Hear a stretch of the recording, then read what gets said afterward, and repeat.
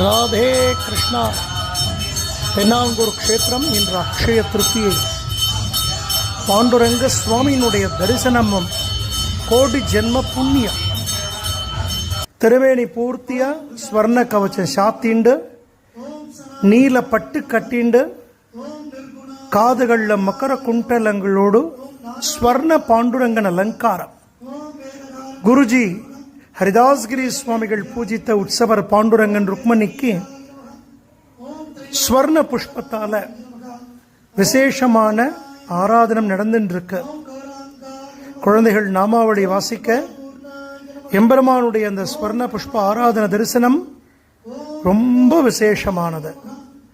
பாண்டுரங்கனையும் ருக்மணியையும் குருநாதரையும் நம் பரிபூர்ணமாக பிரார்த்தனை செய்வோம்.